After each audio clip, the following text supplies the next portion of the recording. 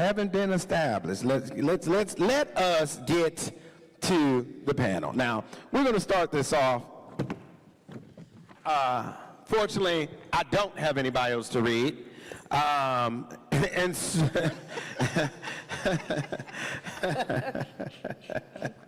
and I'm not going to pull out mine to be read. So I'm going to let everybody just introduce themselves, starting from my right, and let people tell quickly. And I'm going to have to be a stickler on time. We are really behind. I don't know about some of you, but I actually do have appointments after this. So please forgive me. But let's try to be as succinct as possible. So, that being the case, I'm going to start with you on the end, ma'am. I am Cicely Gay. I am so honored to be here and very grateful that you all have stayed. I always believe that whoever is in the room is supposed to be in the room, so I honor your time and in particular honor being invited here today by Dr. Sharita McGee. I am the new board chairwoman of Black Lives Matter, and I want to be very clear, the organization. I was thrust into leadership during a very controversial time in 2022. Most importantly, though, I am the mother of 3 black sons who has raised them in these United States of America without the benefit of a partner. And so I hold my chest in fear every day when they leave, and I fight for them every day, which is why I am here. I'm excited to talk to you, to learn from you, and to build with you. All right. Good to meet you. Welcome. Give her another round of applause, please, Ms. Cicely Gay. Who are you, ma'am? Since I've been introduced a couple of times already. Who are you, ma'am? My name is Dr. Sharita McGee, and I am the first cousin of George Floyd. I am the president and co-founder of the 929 Foundation, formerly known as the George Floyd Foundation, and glad to be here with you all today. Sister Sharita, good to see you. I call her Sister Sharita because she is a good member of the Fountain of Praise, a seed planting church. Amen. Go ahead, Bishop. Now y'all know I'm gonna clown a little bit. James Dixon, pastor of the Community Faith Church and president of the Houston NAACP. Thank you, Bishop. Hello, everyone. My name is Zarina Lomax. I'm from Philadelphia. I am the CEO and founder of the Epilogues organization. We use fashion, music, and art to tell the stories of slain victims and survivors throughout the world. I met Sharita last year at Trayvon Martin's foundation. I do a lot of work with the Moms Bake in Miami, and we've kind of stayed in contact. Oh, also, Dr. Zarina Lomax. I got to get used to that. I got sorry, y'all. Got my PhD in August, but grateful to be here. Thank you. Welcome to Houston. Yeah. Good to have you. First time here. First time in Houston? Yeah. Oh man, y'all gonna have to make sure we gotta get she sees the best of H-Town. We gotta get you some soul food. Yeah. Some Texas barbecue. Yeah. Try not to pass out. It gets a little hot. Oh yeah, y'all hot out here. We 57 degrees back home, so yeah. All right, cool. Well, look, we're going to dive right into it, and I've got just pages and pages of information. Thank you, Sierra, my comms director, my team from Elite Change right here. You worked so hard on this. Don't be mad that I'm not going to use most of it, but I appreciate y'all and the work that y'all do. We're going to jump right into it. And so, look, here we are, 5 years later, since the world was paused, when we saw the brutal murder of George Floyd at the hands, or the knee rather, of Derek Chauvin. And it was a time. You know, Sharita, I remember just when we were working on the funeral and everything, and people came from around the world to come and mourn and pay their respects. Yeah. We had a foreign press in the parking lot. Yeah. For those of you that were at the Fountain of Praise, it was 2020. It was a pandemic. We shouldn't have been assembled. Minister Muhammad, you had the Fruit of Islam out there, you know, standing guard, making sure everything was in order. Yes. The world paused, and a conversation began. That was 5 years ago. That was 5 years ago. 5 years later, where are we? I can start. Where are we now?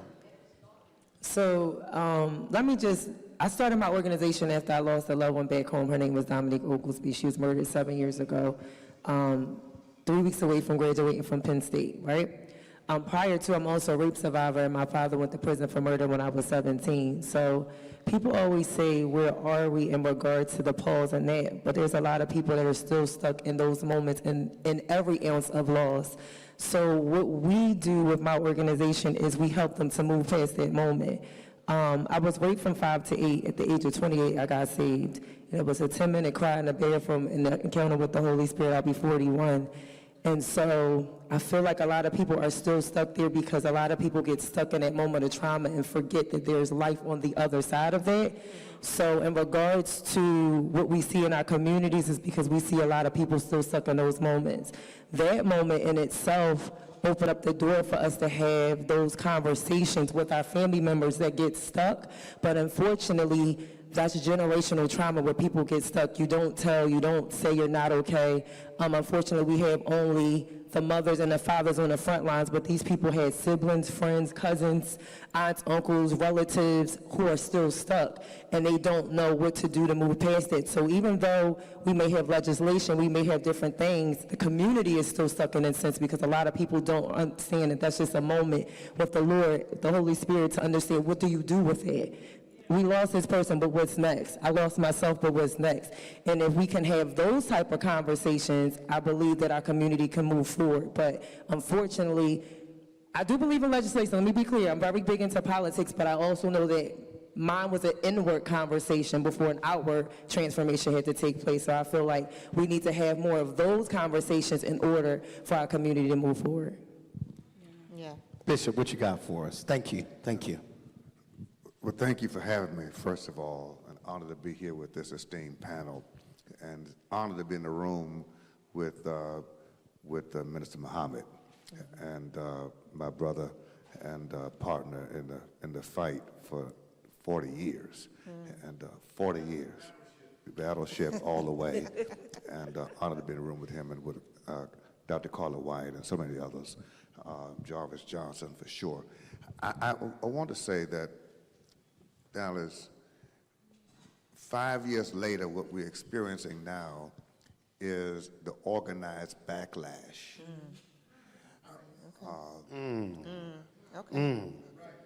Which is the radical response and reaction to the empire of the empire.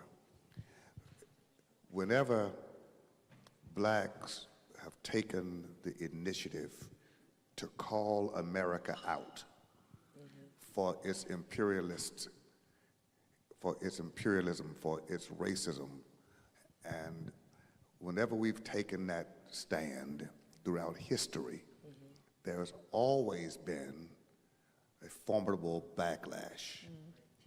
If you study that, you'll see it repeated in history over and over again. And I don't think we were prepared for the backlash. I think we made the mistake again of thinking that the soul of America had been converted. That's good. That's good. And I think that that is absolutely naivete. We thought that since everyone saw what we saw, they saw Derek Chauvin's knee on the neck of George Floyd. They saw it over and over and over again. It was undeniable. It was not done in obscurity. We had all the other battles from, I could go, Breonna Taylor, we could go all the way back, right? Trayvon Martin, we could keep talking, right? Of all of the other, but this time, we saw it. Yep. And we all saw it together. We watched the same. So we thought that the nation was feeling what we felt. We felt that the nation was hurt like we were hurt. And so we thought that now these policies were changing, the marches, the protests, and it was so multicultural, multi-ethnic. It felt like we were becoming one America. Yeah. And so we thought that because laws or policies changed, hearts changed. Ooh, that's good. That's good. And I want to say to us that that was really the mission of Dr. King and the civil rights leaders, by the way. I spoke with Dr. Ambassador Andrew Young one-on-one several months ago, and he said to me, the difference in the young fighters for freedom and activists now is that they're fighting for black rights. We were fighting to save the soul of a nation. And no one has picked up that mantle since the 50s and 60s. Laws changed, hearts didn't. I'll close with this. So because of that, we saw all the policies and we think, oh, they get it. They finally got it. But we didn't understand that behind the scenes, the venom and the vitriol was being fueled, that flame of hatred and racism. Said, this time when we come back, we'll make sure they will never have this opportunity again. And so Donald Trump is a symptom. And we're responding to the symptom, not the cause. The cause is America's soul has not been saved, and we are still not human to them. Yeah. Ooh, that's good. That's true. Thank you, Can Bishop. I jump in and answer your question? I was going to you next, All so right. you right on time. Thank you. There you go. You originally asked, where are we? And I always come from the perspective, yes, as a leader of a nonprofit organization, but also a mother. And the truth is, many of my colleagues are being fired because of DEI. So we are angry, we are afraid. But to your point, there has never been a time when black progress is not met with white outrage, right? And so they not only telegraphed what they were going to do to us, they gave us the playbook. I'm a sports mama too, right? So they gave us the playbook. They told us exactly what they were going to do and started dismantling it bit by bit. The title of this is the report card, and I happen to be the daughter of educators. And so I know what it's like to receive constructive criticism and feedback from my parents and teachers. And I personally cannot give America a grade, but instead a progress report. And like a paper that is unfinished, I'm handing it back and saying, we got a lot more work to do, do this over. Because while there are so many of us who have been fighting collectively, right, to make progress, we recognize that there are also many of us who are not in lockstep with one another, right? I represent an organization that has been mired in controversy, and if there's one thing I want to ask everybody to leave here with is an expectation and responsibility to learn the truth. Learn the truth about those whose lives have been snuffed out by police violence, learn the truth about those who are in this movement, learn the truth about Black Lives Matter, extend grace like Dr. Sharita has done by having me here, because this fight is too important for us not to be working together. The progress report says continue to work, do it over, but we got to do it together. Thank you. Dr. McGee? Well, I think I echo her sentiments, when you say, what has changed or where are we right now, unfortunately, it seemed like that there was going to be at that moment, reduction. But unfortunately, I've been to more funerals of murdered family members with impacted families. I'm involved with more organizations who are doing the same thing that we are doing. So it's a little disheartening. And like you said, the climate at that time was unbelievable, where there was globally, you had all of these people who seemed like we were all on the same page. But I remember as we were entering the courtroom, and we never took for granted that we were going to get a conviction just because it was on camera. We were reminded often by people that just because we see that doesn't mean you're going to get a conviction. And then, of course, like we've said, there's floating around now that the possibility that the president is thinking about pardoning Derek Chauvin. Did anybody ever imagine that we would be at this place? People ask me, am I surprised? I'm really not surprised by anything that happens. I mean, I have, just as I watch things that continue to happen, that kind of want to put us back, it only, refuels and reignites in me the passion to continue to do the work. And so I'm just grateful that we have opportunities to be in the community, to connect with other people, and hopefully have other as well. All right, thank you all. The reality is you talk about what was going on in the globe and what each one of our panelists has stated at that time, but the truth of the matter is that shift is happening globally, right? And so you're seeing more conservative, more nationalism moving across the globe in Europe and abroad. And so, truthfully, it is systemic and intentional, right? What I always tell people is like, look, nothing happens in a vacuum, right? There are really, really smart people that all they do is they sit around and they have studied the science of how to construct these things. They've studied the history of how XYZ happened to achieve a certain result. And I'm amazed how everybody is kind of like, I can't believe this is happening, and I can't believe this is doing that. Meanwhile, for like a whole year plus, people were waving their hands going, hey, look, read this. Right. They're calling it Project 2025. Yep. It's 2025. Right. Read it. It's extensive. Yep. And now they're doing everything they told you to do. And who's they, right? It's actually not, for me, I mean, it's moving beyond Democrat and Republican. They ain't that, because they are contained within both political parties. right. Let's be very clear. And for everybody that's a good Democrat here, I see some of our precinct chairs and others, I said it. They are in both parties, trying to put their knees on our neck in both parties. Because they benefit. One of them is just a little bit more blatant about it, right? Go ahead, Bishop. Dallas, thank you for saying that. Yeah. I think we need to be clear, and the one point I did want to make too is a part of this backlash, right, is the fact that we now have a president who's been granted by the Supreme Court That's what I was total immunity, about to say.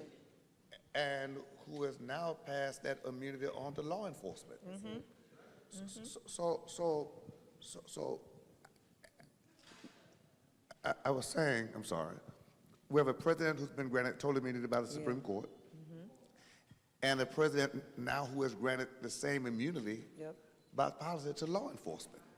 So that's the backlash to all of our protests, so that the next George Floyd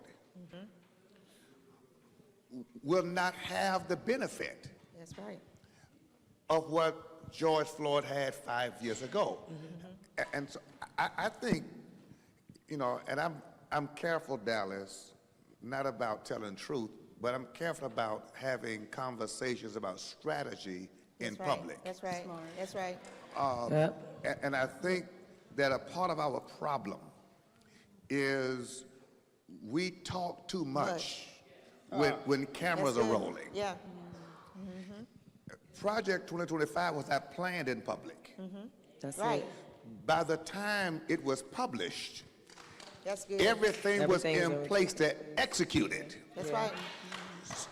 And I don't think, so when we heard about it, we said, but they told us what they were going to do. By the time they told us They that, had already put it in motion. everything was in place to implement it so you couldn't stop it. That's right. And I think that we need to understand. I'm loving this conversation, but I would love this conversation In private. without cameras. That's it. I would love That's this it. conversation in rooms where we're not on social media. Right. That to me Yeah. is, I'm an athlete too, I play football. What team has their team meeting Right. on social media so the other team could watch your game plan That's right. and decide how to stop you? Right. We don't have huddles. Right. we, I was a quarterback, and every day, Dallas, in my 9th grade year, I met with our head coach and offensive coordinator in private watching film on the upcoming game. We didn't publish that. So I'm saying, y'all, as a whole, and not as Democrats, not as Republicans, because as Dallas very well said, we are playing the party game. Yeah. They're playing the power game. Yeah. And until we learn how to play the power game, we're not going to benefit. We're pawns. So I'll close with this. I'll talk too long. I admire the work. We need to learn who the players are. So what Black Lives Matter do, what it does, we have to understand that role. Right. We have to understand what the church does. We have to understand what politicians do. We've never had a game plan to put all of our players in a room with a strategy for us collectively to win. Bishop, thank you. I gave you a little grace because it's the preacher in you now. You know, next time. I'm sorry, Next Dallas. time, we if I gotta just honor the reach man of over God. and hit touch you on the left. Let me know. I don't mind. But no, So Dr. Lomax. I wanted to just kind of piggyback off of him in regards to the key players and the pawns. So the people that I deal with are the ones, the mothers, the fathers, all of those that feel unseen. And a lot of times when it comes down to elections, they don't feel like they want to show up because they feel like my vote doesn't matter because this person doesn't see me. And so a part of the game plan, not necessarily with local politicians, but Senate and things of that nature, is to continue to allow the drugs and the different things to take place in our community so that people can feel like their trauma doesn't matter to these people, so why should my vote matter? So when it's time for voting, they feel as though these people only come out for pictures and things of that nature. However, there's people that are behind them that you don't know who they are. So yesterday, back home, it was the district attorney, judges, all of those different things. It was the lowest turnout because of the fact that they don't show up when it comes time to vote for that. These are the key players that are pushing the legislation through. So when you have council people and things of that nature that have things to do, or state representatives, they have to go and they have to present these things, but you don't know who they have to present it to. And unfortunately, what they count on is our trauma to keep that vote out of the way, because if you have to walk past drugs to go to school, or if you have a single mother that doesn't have anybody that thinks nobody cares when they do, when I try to hold space like that for the politicians, they don't show up. But when I have an exhibition, and she sees it, full of dead people, because what we do is we show the faces of those that lost their lives to gun violence. I don't hide it. I don't go by names. I show you the face, and I put it in your face. But it's hundreds of people in that room. But when it comes down to the political time, and I say come out and meet your local people, they don't show up because they feel like they don't care. So that's also a part of the plan. Keep putting the drugs in the neighborhood. Keep funneling the different guns in the neighborhood so they can continue to kill each other. Because the people that I have on my canvas was killed by another black man. Right. Come The on now. youngest person that I ever put in my exhibition was 6 months old. 6 months in Miami, sitting on his father's best friend's lap, who was also murdered. So this, it's not a factor of the black and white doesn't matter, but they count on us being ignorant, because that's what the Bible talks about, us being ignorant as well. If you don't know, you don't do better. So for me, I am absolutely against when a white man kills a black man. What I don't understand is why we're not marching when a black man kills another black man. And I'm constantly talking to black mothers, because I talk to mostly black mothers and fathers, and nobody's rallying behind them, so they don't vote, so they don't know the name, so they don't know when to show up. Nobody came out yesterday. But when it comes down to Barack Obama, or even Trump, y'all want to go and push the button, but again, there's a whole different level of government that y'all don't understand. So this to me is what the real issue is, and how we're stuck, because they've been doing it for generations and they still doing it now, and this is how people are taking those seats. I want to stay there a little bit, you know, and I'm sure y'all want to jump in on as well, but I want to stay there a little bit in the sense of, you know, man, I've worked for the NAACP nationally. I've traveled around the country having this talk again, this same talk. I'm moderating something next week, a talk, right? We're seeing the most rollback in a significant way. And man, it's only been 5 months. People really have not felt the heat that's coming. That's right. We really haven't, right? And so it's gone beyond just kind of the we need to go vote thing. Like, we genuinely got here because an election happened on the top, but it also happened statewide here in Texas. It also happens locally, right? A couple of people squeaked by the chin of their chin to keep their local offices. But we're still having the same conversations where people are like, I shouldn't go vote, my vote matters, my vote doesn't matter, what do we do, right? Now, I would argue that, and I'm getting to a question for our panelists, I would argue that some of the things necessary in order to bring about the changes aren't necessarily being deployed, again, by either party, right? For investment, service-based investment, because that's where we are now, right? You want to say, come vote Republican, come vote Democrat. Well, why should I vote either? What have you done lately for me or my community, right? My kids can't eat, and you want me to go and X, Y, Z, so you're not present. Somebody said that earlier. Tez said that, right? Yeah, because you're not present, and neither is present. How do we actually, or what do you think is necessary to put a stopgap, right, and change perceptions about the power of actually exercising your vote, civic engagement, getting involved? Like, what do you think genuinely has to happen given all of these attacks we're under? Yeah, I mean that's complicated, right? I mean, obviously we have to think about mobilizing communities when it's not an election year. Like, we always rally when it's for a presidential election, yet there are local elections that impact the day-to-day of our lives. But I'm very introspective and personal when it comes to these kinds of questions, and I think about us first knowing who we are and what our strengths and our gifts are, right? So I stepped into this chairwoman role at Black Lives Matter, and a lot of people told me from the beginning, well, you need to be out in the streets, and you need to be serving, and you need to be marching, and yes, there's a space for that.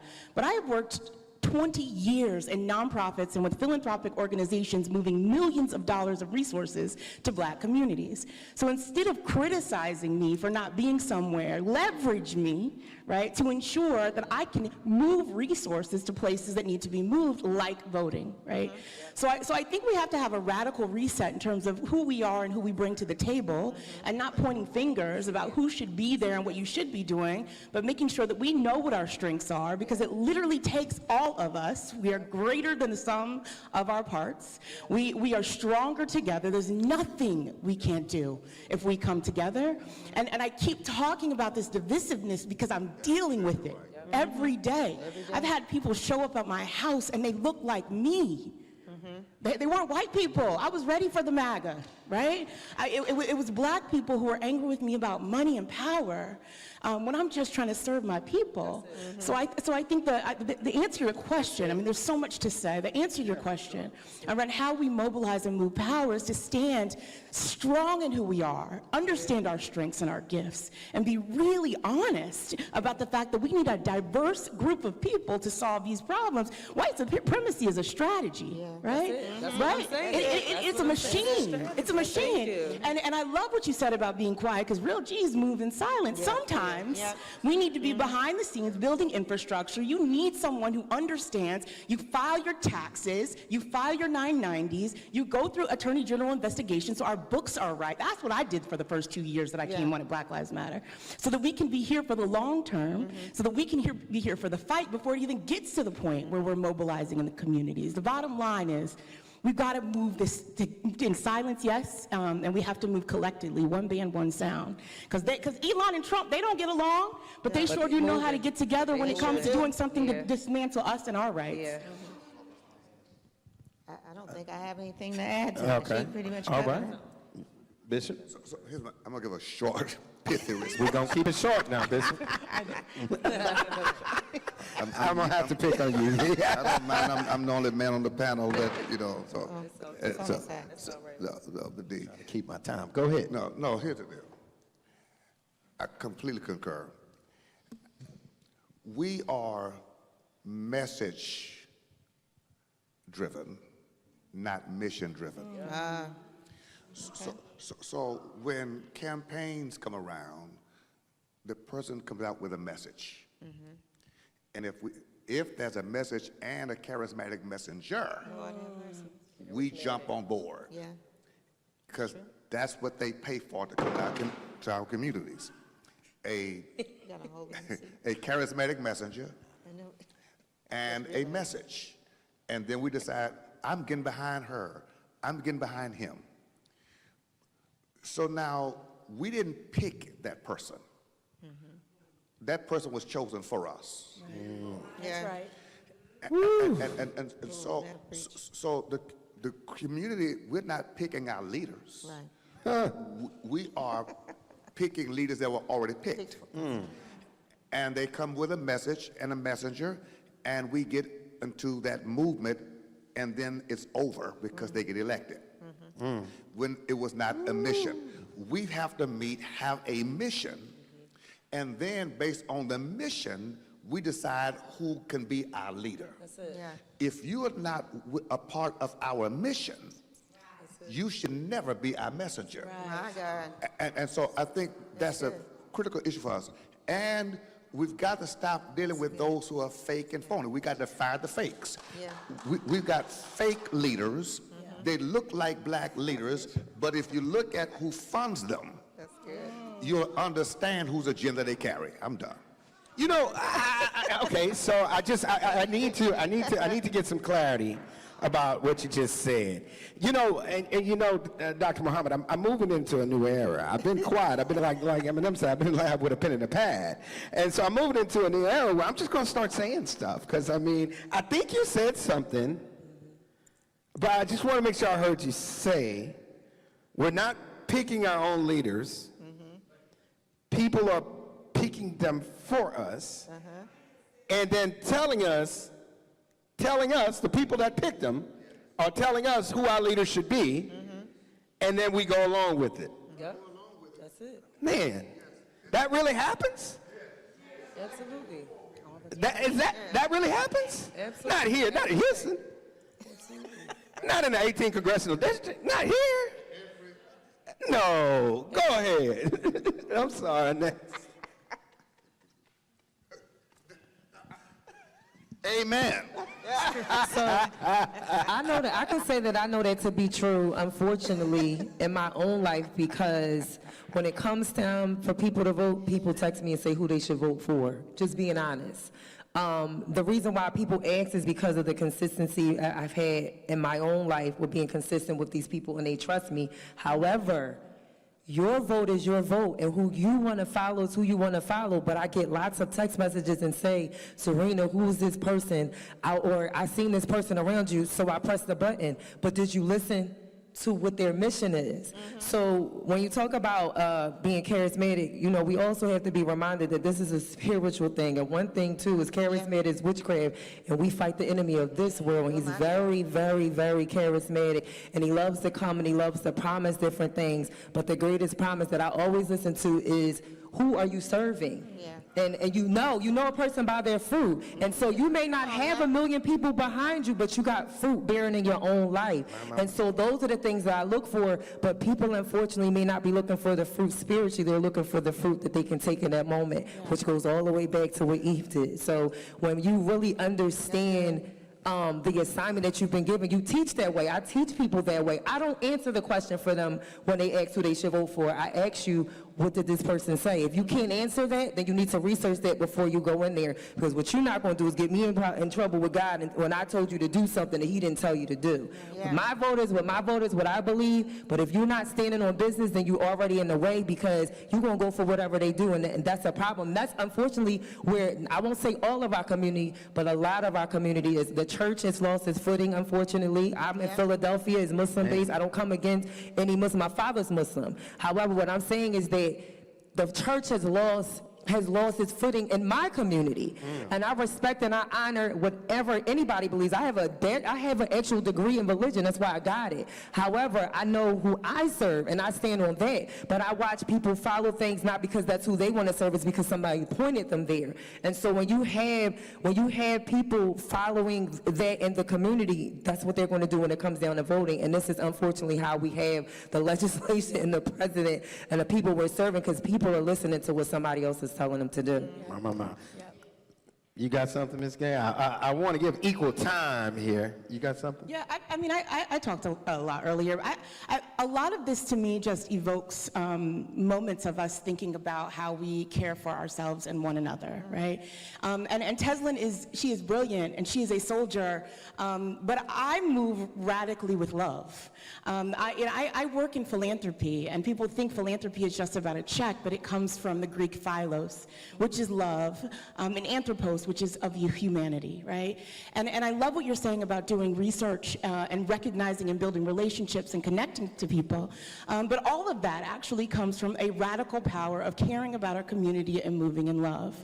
And so I just, whenever I have an opportunity to share my methodology, my purpose, my passion, and why it is I'm here, I start there. I have a great friend who came with me today, and he reminds me all the time that not all walls are broken down with fists. And it takes all of us, right, to come together collectively with our skill sets and our gifts and our talents to fight the fight that we are up against right now. Love is the power. That's it. Yes. That's good. Love is the power. That's Yes. it. Absolutely. I love Yeah. it.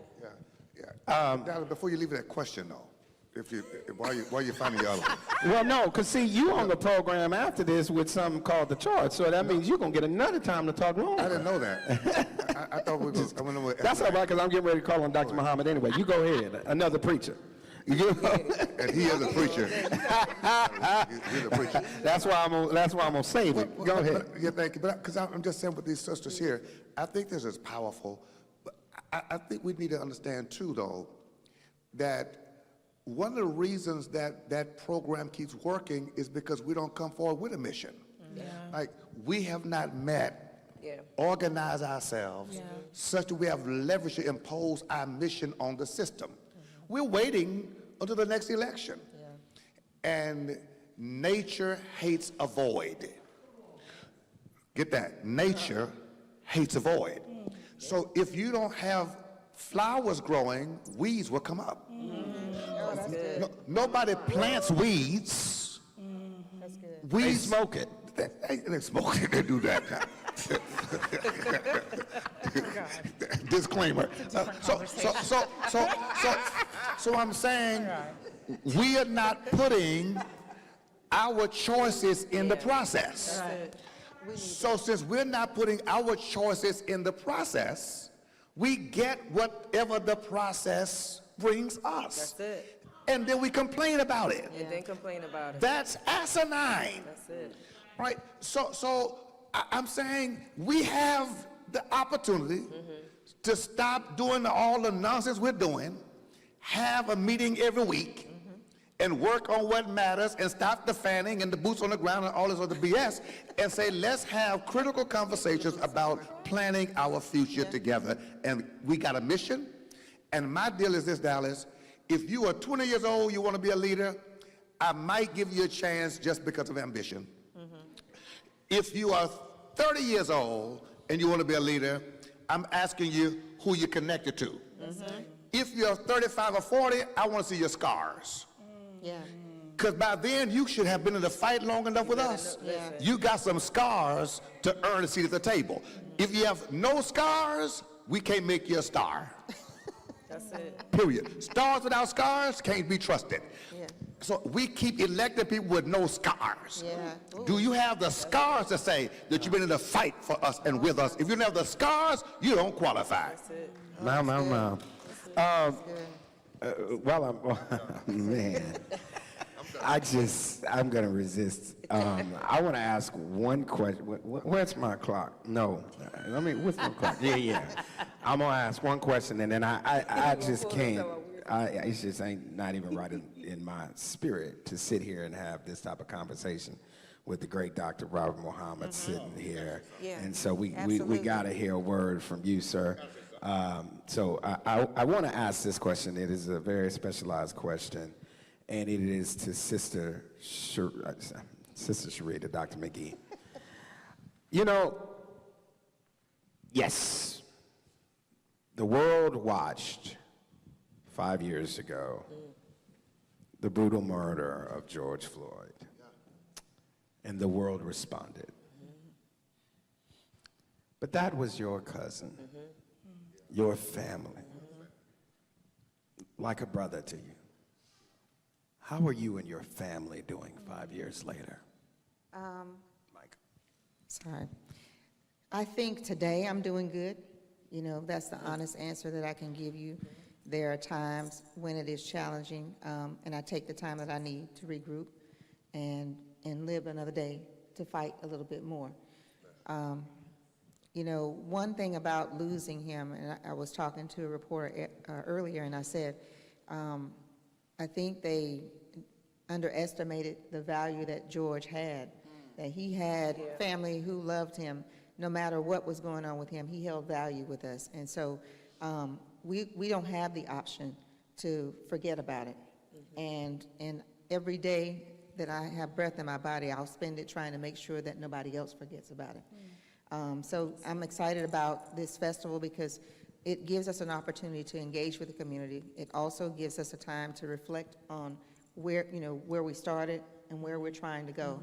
And I'm just, I'm grateful that I have so many supportive people. You know, I have my family, I have my church family, I have my prayer group. I have so many people and impacted families that I've connected with because we're all a part of a fraternity or sorority that we didn't ask to be a part of. And so with that huge loss of George, I have gained some tremendous relationships. One of them is with Kay Davis and her family and her organization. You know, she has been so instrumental in making sure that nobody forgets, definitely in this community, and she's worked with us, and as I said earlier, she's like family to me now, you know. And so while I did lose George, and I'll never get over that, and I have my bad days, I try to focus on, you know, the things that I've gained, and also to focus on what can I do to make sure that there is the change that I want to see. So that's my Thank you for that, and thank you. And I asked that question just because sometimes we lose in sight, you know, like every single person we see that is murdered at the hands of the state leaves behind people. You know, once upon a time this was legal. They would just kill our loved ones right in front of us. And it's happening again, and they're trying to make it legal again with the immunity. But there are people that literally have spent a lifetime with this child, with this man, with this woman. You know, and we all know too well when the funeral's over, you know, we stop asking how you doing. That's true. You know, and we've got to do that and support those families, you know, whether they're as, you know, huge as what happened to Sharita's cousin, George Floyd, or whether it's near incidents in our community where, you know, a recent incident I know of where someone could have almost got murdered by the hands of the state. You know, we should be holding that accountable too. Absolutely. Right? And so anyway, bless y'all. You know, y'all are continuously in our prayers and the prayers of people around the world. And right now, you know, we pray and we hope that, you know, Donald Trump, you know, does not allow his murderer to walk free. But I'm going to hand it over to someone I first saw and met as a student. He probably doesn't remember, but he does. At Sam Houston State University, we brought him down there and tried to see if we could roll the dice to get kicked out of our PWI. He did not get us kicked out that day, but he's been on the battlefield for a long time, and it's always an honor to be in his presence. So if you don't mind, you know. Thank you, Brother Dallas, and to this esteemed panel. And I want to thank you for this opportunity. I didn't come to speak. I came to listen and be a part of it. But first and foremost, again, I want to thank you for pulling this together. I want to thank you and your family. And you know, Miss Sissy. Yes, I was about to say that. She lived right next door to a restaurant that one of our brothers named Erel had right there on Holman.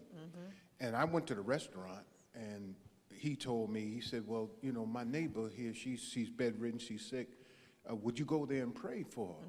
So Bishop Dixon, I went over there and I prayed with her. I didn't know who she was, and I talked to her and lifted her spirit and all of that, and she promised to come to the mosque, and eventually she did come to the mosque, but I was out of town and I never got the chance to meet her again. And so then when George Floyd was murdered, right, I came to know that people began to say, you know who you were praying with and for? See, sometimes we do things for the cameras, we do things for the clicks and the likes and the whatnot on social media, when really we should be doing the Matthew 25 piece, which is, doing unto the least of the masters. I'm between where Teslin was and my sister from Black Lives Matter. I'm in between. I'm like a Renaissance man, right? And I have the feeling that I have to be with the people in the suites and the streets, right? And that may be my claim to fame. But I do understand what you're saying. See, I operate from the standpoint, if we're going to talk about the master, as she did, and I wish she was here because I wanted to respond, because I was talking to her privately about some stuff. She kind of threw me a little bit under the bus, and I appreciated it, but I didn't from this standpoint. The master said, I myself can do nothing.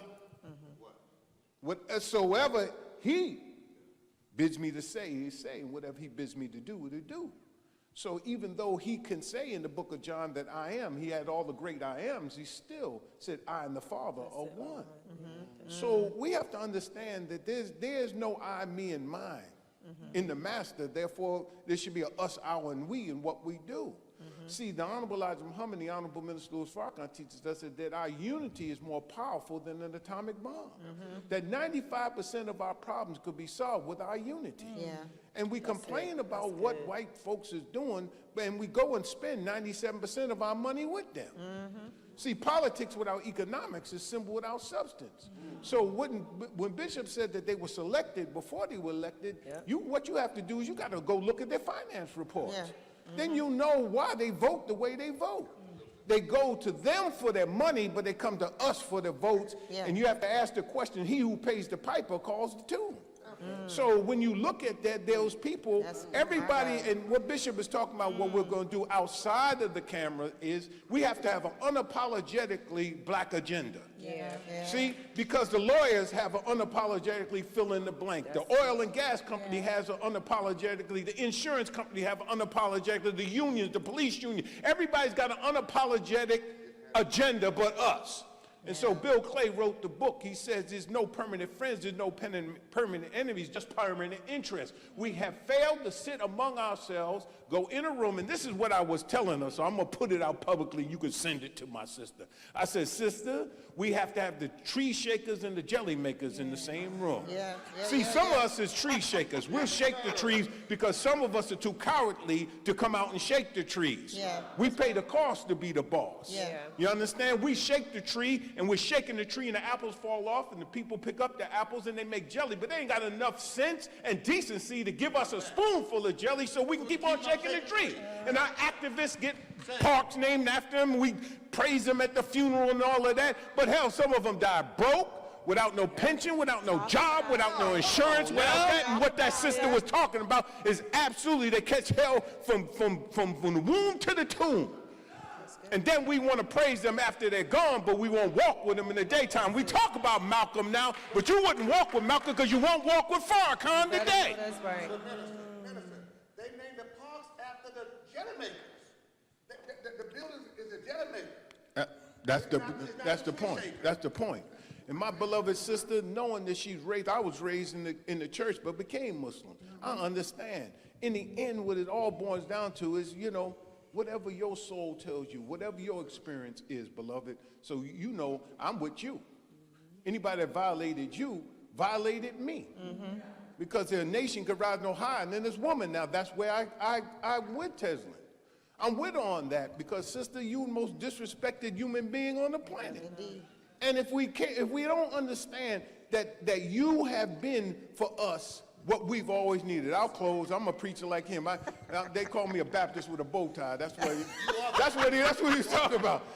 All they try to do is give me a baptismal pool, but I ain't doing it. I ain't doing it because I like swimming, but they not with them cats. But here, I'll close with this. I'm a lifetime member of the NAACP, even though I'm a Muslim. Minister Farrakhan is a lifetime member of the NAACP. You have to recognize the good that all of us has done. That's it. Everybody has a role, and there's a role for everybody. We're not all going to do the same thing. She was right to that extent, but that don't mean I'm going to disrespect somebody else. We're not going anywhere without the church. Yeah. The mosque, the Nation of Islam is like the Marine Corps. Yes. We ain't just like the regular Muslims now, you know. And we ain't like, we're like the Marine Corps. We're going to hit the beach. And Bishop knows his life is sacred to me. We've had disagreements, but his life is sacred to me because God ain't finished with him yet. Yeah. And in the end, when it's all said and done, I ain't condemning and kicking nobody to the curb, because when it's all said and done, we're going to need each Everybody. other. Yes. right. Yep. And what each one has to bring to the table. Unity without uniformity. That's operational unity. When we go in the room, we have the conversation, we lay out the unapologetically black agenda, then we invite, this is my actual closing, Dallas. So you're a political consultant. We've been on the show together with the white conservatives. We had a good time busting them up. But here's let me paint this picture for you. We put together our unapologetically black agenda. We know that election time is coming up. We send them out the questions about our unapologetically black agenda, whether it's 5 to 10 things that we agree upon, whether it's health care, war and peace, international, whatever. And we send it to them in preparation for them. And we let the candidates come in and we sit on a panel just like this, but we're sitting behind the table and we ask them, okay, now respond to our agenda. Yeah. We sit, we listen to them, we take notes, and then we dismiss them like Orange Juice Jones. So you dismissed. Right? And you go out, and then we confer among ourselves, and we say, well, are we going to support so-and-so and so-and-so? What do you say? What's your score on that? Then they come back in, and we tell them, okay, we agree, we're going to support you. We're going to put campaign people, we're going to organize, we're going to raise money for you, we're going to vote for you, we're going to endorse you, we're going to do whatever we're going to do for you. But remember this black agenda. See, because we're going to be watching you, so don't come back to us now. After we come back, we have to hold you accountable according to that agenda. Yeah. That's the way everybody else do it. Yeah. You want to talk about the Republicans and Democrats being together? Look at the vote on Israel. Ain't none of them going to vote against Israel because they know if you go and you look at the campaign report, AIPAC is paying all of them. Black, white, Democrat, Republican, I don't care who they are. And I'm not picking on that. I'm just saying, brothers and sisters, we have to understand the game that we're involved in. And last point I'll make is, and I was saying to her was this. I said, dear sister, there are those who are integrationists, assimilationists, and those who are accommodationists. There's always been two aspects to our struggle. That's it. And then there's those who wanted separation, reparations, and repatriation. There's always been two to our struggle. But we always talk about the ones that are the lesser of the two evil to the enemy, and so they will always pick one over the other. That's why we have to come together, because if it weren't for the Honorable Elijah Muhammad and Malcolm, Martin wouldn't have got as far as he got. Yeah. Yeah. And we have to understand that they pick and choose. So what I want us to do, brothers and sisters, is the Master's last command to us is love ye one another, even as I have loved you. Let us love one another. And if we love one another, then we can unify and we can do for self. We don't have to all be together in everything that we do. But when it comes to the collective, when it comes for justice for George and justice for all of us, the time is now for us to unify. I love you, and I thank you for this opportunity and giving me Bishop Dixon's microphone. Thank you. To Allah. Assalamu alaikum. Thank you, Dr. Muhammad. And now look, we started late, we're going to end on time. You know, I think all of this, you know, before we can even get out to implement a lot of the things that we talked about, like, I mean, as I'm listening to you, Dr. Muhammad, and just I mean, we got to start policing ourselves. Let's be honest, because what you described would be extremely powerful. You know, it reminds me of something that we did back when I was at Sam Houston, a predominantly PWI, where we got every single black organization to send a representative to a board, and then each organization would send a nominee for homecoming king and homecoming queen, and then whether it was the NPHC, whether it was the NAACP, the Black Student Union, the Urban, everybody on campus had somebody on a panel. We interviewed them. We picked one African-American male, one African-American female, and then we sent them, and then we made every one of our 13% vote for them. And when them folks got to scratching their head year after year after year after year about how that white school kept having a black homecoming king and queen, and we did the same thing with the student government, and they couldn't figure it out. And then when they did, they changed the rules, and they said y'all can't do that no more. What's my point? What you're talking about could work, but whenever you get ready to do that, there's always somebody, one of us, that has to be the most important person at that table. And so then they go behind everybody. And they say, I'm the leader. And then this person says, no, I'm the leader. And they say, well, who you going to give the money to? Give it to them. Well, give it to them. Well, give it to me. And I think if we can figure out how to police that and get out of that and truthfully trust each other, you know, let's again, I'm in a new era. I'm just being honest. I got clients on all different levels of government, most of which are black, many of which don't get along. So it is a very fine step when I'm dealing with one person over here who don't get along with this person over here, but we all working for the same community. We all working for the same community, right? So we think, how do we get to that place where we can figure out how to, not how, it's not a question, I'm saying we've got to get to that place where we can trust each other. Now, anybody that's worked with me, they will tell you, I will look at them and say, yeah, you're wrong for that. Yeah, that doesn't make sense. That's not leadership. I'll look at them and say, you're not being a statesman. That's not very stately, right? Because that's my job. Right? If I can only consult you and tell you you're great, right? No, the truth of the matter is, look, I ran something on you. And to what Dr. Shabazz was saying, yeah, we're gonna have to clean this up, right? Because this is what we're giving the people. Anyway, I say all that to say, all of this is possible, right? One, through the continued work that all of you on the stage are doing. Please give all of our panelists a round of applause. Thank you, Kay Danette Davis. I didn't say that, and I was out of order. I didn't thank Kay Danette Davis for having us. But well, I was getting there. You taking my job. Well, I'll tell you what, you take my chair. Okay. No, I was getting that. No, for sure. But again, you all are doing the work, right? These folks are not just up here talking the talk. They're in the trenches doing the work every single day, and we're grateful for that. I want to thank Ms. Kay Davis for having us. Y'all can do better than that. Give her a round of applause. And it looked like she got some food being set up over there. Y'all need to thank her for that, because I was late. Huh? Yeah. Okay.